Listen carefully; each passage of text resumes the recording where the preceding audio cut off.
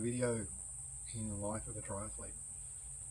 So today what I want to do is talk about how I use my Garmin data and AI to verify my training for that day. So for those that firstly are new to the channel, welcome. For those that have been here before, welcome back. My name's Des Trindle. I'm a 57-year-old age group triathlete based in Brisbane, Australia, and I'm juggling the demands of training for IRONMAN Cairns in June, along with full-time work and the commitments of family life. So let's talk about today. So today is getting closer to the weekend. It is Friday, so we're rolling in.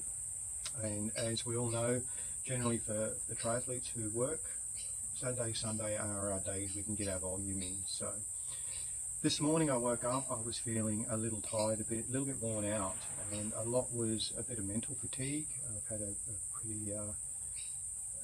I've had a few late nights at work this week.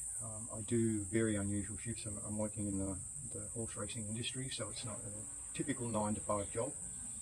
Yesterday was actually a day shift, being Thursday, but the day before was a night shift. So sometimes that carries over, and you can get that broken sleep and things like that, which affects your training as well. So, but what I want to do is look at how I quantify what I'm going to do that day. So we all have our training plans in place. So whether that be delivered by a coach or whether that be self-trained, we have a fair idea of what we're doing for the week. Now my plan this morning was for a 120-minute or a 2-hour zone 2 ride. Nothing over the top, but still it is a little bit of a physical drain, especially leading into the weekend. So now how I capture my data is I use a Garmin Forerunner, which I keep on my wrist. I do actually sleep in it. I thought that'd be a bit of an issue, but it hasn't been. And I do sleep in it because what I want from that is I want to look at the sleep data. I want to look at my heart rate variability data, and also want to look at my waking or resting heart rate in the morning, because they're all good indicators of how my body is handling the load and at what level of fatigue I have in that state. So what I do with that data is I upload that data to AI. Now, I've been using ChatGPT for a little while, but just recently I've switched to Abacus AI, and I've done that because it uses, I think there's about 25 different AIs out there, and it selects the best AI for the question you're asking of it. A secondary reason is that ChatGPT, the paid version, was somewhere in the vicinity of $30 odd a month. Abacus AI starts off, I think the first month was $7, and I'm talking US dollars here, and then the next month was $10. And what I'll do is I'll leave a little link down to this in the description for anyone that wants to click on that and have a look. Now, heart rate variability, I'm not going to go into explain what that is. Once again, you can either Google that, you can look at some YouTubes. I will leave a resource link in the bottom as well. I do have a heart rate variability PDF on my website, so there's a link in the comments. You can go and have a look at that as well. So when I wake up in the morning, I take screenshots of the data from Garmin, so Garmin Connect obviously.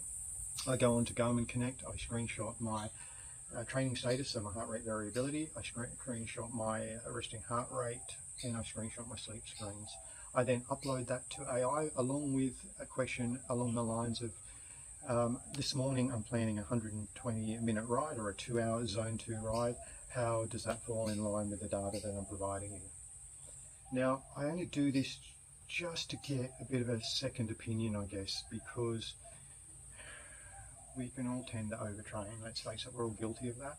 At some point, we've all dug ourselves in a hole, and I've seen it over the last 40 years with myself, with numerous athletes that I've coached, and even mates and so on, where they'll go through these periods of motivation and they'll train very, very hard, they'll dig themselves a little bit of a hole, and then they get a forced rest. And that forced rest is normally in the form of an injury or an illness.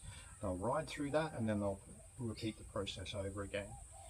I think in this day and age, with the technology that we all have heart rate monitors, we have Garmin computers or Wahoo computers or whatever brand that we prefer to use. And with the introduction and how clever artificial intelligence is getting these days, we need to start taking advantage of those type of resources.